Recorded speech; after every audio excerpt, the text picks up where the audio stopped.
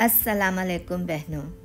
हमारे मुल्क में तफरीह के मौक़े बहुत कम मैसर आते हैं, इसीलिए तफरीह पर जाने से पहले या किसी भी हिल स्टेशन या किसी ऐसी सैरगाह या दूर दराज के सफ़र पर जाने से पहले जो तैयारी ज़रूरी होती है हम उससे नावाकिफ़ हैं। सबसे पहले तो हमें ये जानना बहुत ज़रूरी है कि गर्मियों और सर्दियों में तफरीह के लिए अपने घर से निकलने के लिए डिफरेंट तैयारी की ज़रूरत होती है। गर्मियों में अगर आपकी कुछ चीज़ें रह जाती हैं जो आप सफ़र में अपने साथ नहीं ले जा सकते तब भी गुजारा हो जाता है, लेकिन सर्दियों का मौसम ऐसा होता है कि आपको डबल चेक करना पड़ता है कि फ़लाँ चीज़ है, फ़लाँ चीज़ रखी या नहीं रखी। तो आज हम आपके साथ कुछ ऐसे ही पॉइंट्स डिस्कस करेंगे जो किसी भी तफरीही मुकाम पर जाने के लिए तैयारी में बहुत ज़रूरी होते हैं, स्पेशली विंटर में। सर्दियों में जो लोग अपने घर से मैदानी इलाकों से किसी पहाड़ी इलाके पर तफरीह के लिए जाते हैं उनको सबसे पहले जिस चीज़ का ख्याल रखना चाहिए वो है, इससे पहले कि हम आगे बढ़ें आप हमारे इस चैनल को सब्सक्राइब करना मत भूलिएगा और बेल आइकन का बटन तो ज़रूर प्रेस कीजिएगा ताकि हमारी वीडियोस फ़ौरन आप तक पहुंच सकें। उनको सबसे पहले जिस चीज़ का ख्याल रखना चाहिए वो है होटल बुकिंग। आप गर्म घर से गर्म कमरे से निकल के एक पहाड़ी इलाके पर तफरीह के लिए जा रहे हैं, वहाँ आपकी सर पर छत होना, एक गर्म कमरा होना बेहद ज़रूरी है। इसलिए आप सबसे पहले होटल बुकिंग चेक करें और अगर बुकिंग अवेलेबल हो तो उसी के मुताबिक अपनी तफरीह को स्केड्यूल करें। ये नहीं कि आजकल वहाँ जहाँ आप जाना चाहते हैं वहाँ बर्फ़बारी हो रही है, स्नोफॉल हो रही है, आप उसको एंजॉय कर रहे हैं, लेकिन बाकी चीज़ें वहाँ अवेलेबल नहीं, ना होटल, ना पानी, ना हीटिंग, ना खाने पीने का ख़ास इंतज़ाम, तो आप सिर्फ स्नोफॉल के चक्कर में अपनी जान ख़तरे में डाल लें। इसलिए सबसे पहले आप होटल बुकिंग पर तवज्जो दें। होटल वालों की तरफ से आपको जितने दिन के स्टे का ग्रीन सिग्नल मिलता है आप उतने दिन का अपना तफरीही प्रोग्राम स्केड्यूल करें और उसके मुताबिक सफ़र करें। अगर तो ये आपका फ़र्स्ट टाइम ट्रिप है, जिस एरिया में आप प्लान कर रहे हैं जाने का, अगर आपका पहला ट्रिप है तो आप ये बाकी की चंद चीज़ें उन्हीं होटल वालों से अभी दरियाफ्त कर लें, अभी पूछ लें कि ये मिलेंगी या नहीं मिलेंगी, ताकि बाद में किसी किस्म की बदमज़गी या कोई ज़्यादा चार्जिंग आपसे ना कर सके। वो ये चीज़ें हैं कि सबसे पहले आप पूछिएगा कि जो कमरा आपको मिल रहा है वो कोज़ी वार्म है, वहाँ हीटिंग का सिस्टम ठीक है, वहाँ आपको हीटिंग अवेलेबल होगी। दूसरा, वो हीटिंग के चार्जेस जो कमरे के चार्जेस हैं उनके अंदर शामिल है या नहीं। उसके साथ साथ हीटिंग के साथ साथ आप ये भी ज़रूर पूछिएगा कि वहाँ गर्म पानी अवेलेबल होगा, क्योंकि ठंडे इलाके में ज़ाहिर है आप ठंडे पानी को इस्तेमाल करके मुंह हाथ नहीं धो सकते, नहा धो नहीं सकते, इसलिए आप गर्म पानी के बारे में भी ज़रूर चेक कीजिएगा कि वो वहाँ कमरे में अवेलेबल है, 24 आवर है या उसकी कुछ टाइमिंग्स हैं। उसके साथ साथ उसके जो चार्जेस हैं वो सेपरेट तो नहीं बल्कि जो कमरे के चार्जेस हैं उन्हीं में शामिल है। ये तमाम चीज़ें आप जाने से पहले होटल्स को फ़ोन करके बुकिंग करते वक्त उनसे कंफर्म करेंगे कि होटल में कमरा है, कमरे की कंडीशन कैसी है, कोज़ी है, वहाँ हीटिंग है, वहाँ गर्म पानी है और अवेलेबल है, 24 आवर अवेलेबल है या उसके टाइमिंग्स हैं। जब आप कमरे के बारे में, अपने सर पर मौजूद छत के बारे में मुत्तमिन हो गए कि कमरा रीज़नेबल है, बल्कि कंफर्टेबल है, हीटिंग है, पानी है, सब कुछ है, इससे हो गए आप मुत्तमिन, तो उसके बाद नेक्स्ट स्टेप होगा वो भी आप होटल वालों से पूछेंगे कि क्या आपके होटल के अंदर रेस्टोरेंट मौजूद है, खाने पीने का इंतज़ाम है, हमें सुबह अर्ली मॉर्निंग ब्रेकफास्ट, लंच या डिनर होटल से ही अवेलेबल हो जाएगा, मिल जाएगा। हमारी पूरी फैमिली को, हम 4 या 5 लोग जितने भी हैं आप उनको बताएंगे।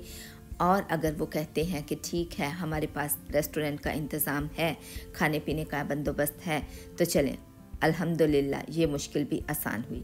अगर वो कहते हैं कि नहीं हम खाने पीने का इंतज़ाम नहीं करते, जस्ट ब्रेकफास्ट सर्व करते हैं, तब आप उनसे पूछिएगा कि इर्द गिर्द में, आपके होटल के इर्द गिर्द में कुछ खाने पीने की ऐसी जगह हैं, रेस्टोरेंट हैं जहाँ के खाना अच्छा है, रीज़नेबल है, प्राइसेस रीज़नेबल हैं।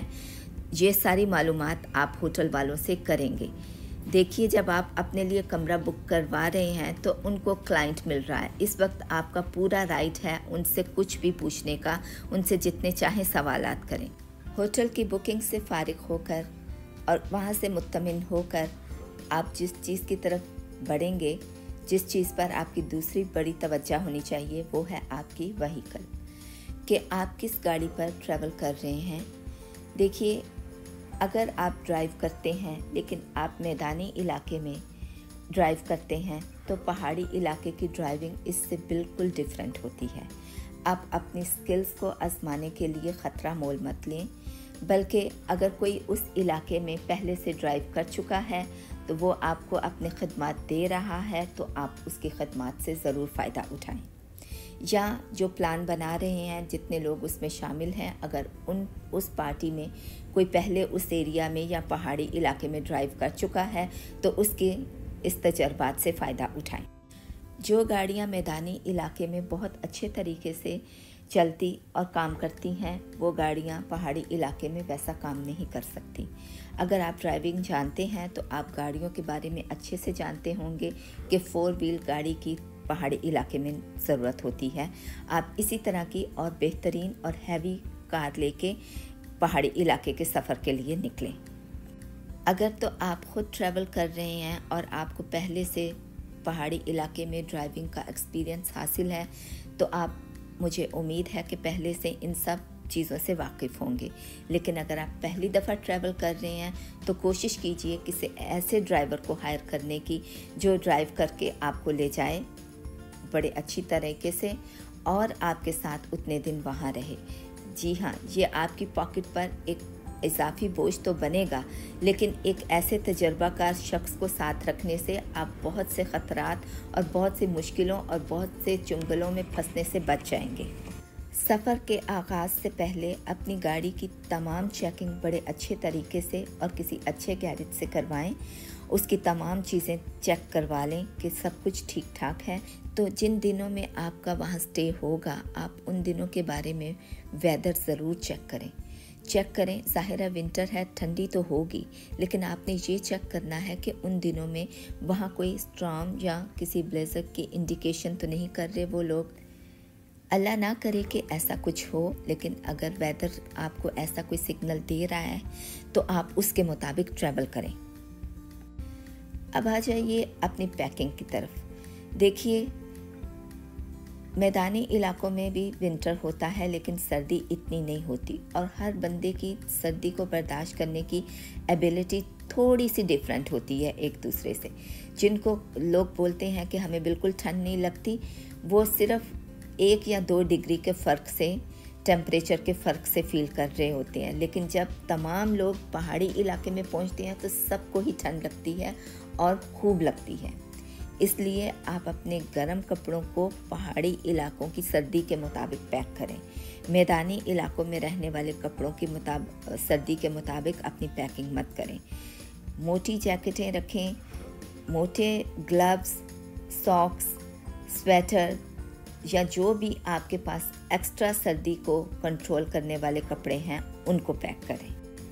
अगर आप फैमिली के साथ ट्रैवल कर रहे हैं, आपके साथ बच्चे और बुज़ुर्ग भी हैं, तो उनके लिए कपड़ों और इन चीज़ों का ख़ास ख्याल रखें, क्योंकि वो लोग आपके ऊपर डिपेंडेंट हैं। वो सोच रहे हैं कि आपने सब चीज़ों का पता लगाया है, सारा आपने इंतज़ाम किया है और जैसा आप कह रहे हैं वो आपको फॉलो कर रहे हैं, आपकी हिदायत को फॉलो कर रहे हैं, उसके मुताबिक चीज़ें रख रहे हैं। इसलिए आप उनको बताइए, बल्कि उनकी पैकिंग की हुई चीज़ों को खुद एक नज़र देख लीजिए कि ठीक है या नहीं। फैमिली के साथ ट्रैवल करते वक्त फ़र्स्ट एड किट साथ रखना मत भूलिए अपनी गाड़ी में, क्योंकि बच्चे हैं, बुज़ुर्ग हैं, किसी भी वक्त कोई भी हादसा हो सकता है। इसलिए फ़र्स्ट एड किट बहुत ही कारआमद चीज़ है ऐसे सफ़र के लिए। अगर फैमिली में कोई बीमार है, कोई बच्चा या कोई बड़ा, तो उसकी मेडिकेशन, उसकी तमाम दवाइयाँ साथ रखना मत भूलिए। अगर कोई डायबिटिक है और कोई ब्लड प्रेशर का मरीज़ है तो उसकी वो तमाम ज़रूरी चीज़ें जो उसको ज़रूरत के वक्त चाहिए होती हैं वो रखना मत भूलिए। और अगर कोई अस्थमा का मरीज़ है तो इन्हेलर रखना तो बिल्कुल मत भूलिएगा। अगर आपको अचानक कोई पहाड़ी इलाके पे आपका दोस्त गया हुआ है ऑलरेडी तफरीह के लिए, या कोई लोग गए हुए हैं और वो आपको कॉल के ज़रिए या टेक्स्ट मैसेज के ज़रिए बताते हैं कि स्नोफॉल हो रही है, तो इतनी जल्दी उठ के आप स्नोफॉल देखने के लिए मत निकल पड़ें। इसलिए कि जो हमने पहले बातें आपको बताई हैं, अगर आप जल्दी में निकल पड़ेंगे तो वो सारी की सारी उसी तरह रह जाएंगी। आप स्नोफॉल को देखने के लिए ज़िद में मत निकलिए, बल्कि जब आपका क़याम उस पहाड़ी इलाके में हो और स्नोफॉल हो जाए अल्लाह के करम से, तो आप उसको एंजॉय करें। वरना आप जब कभी जाएं, स्नो होगी वहाँ, आप उस स्नो को एंजॉय करें। तूफ़ान को एंजॉय करना बिल्कुल भी दानिशमंदी नहीं। फ़ौरन कहीं से ख़बर आती है कि स्नोफॉल हो रही है तो आपने उठ के नहीं चल पड़ना, वरना आपको किसी भी तैयारी का मौका नहीं मिलेगा। इसके अलावा वो इलाके जो ओवर क्राउडेड हो जाते हैं, वहाँ तफरीह करने के लिए जाने की ज़िद मत कीजिए, बल्कि उसकी बजाय उससे मिलते जुलते किसी और एरिया की तरफ चले जाइए।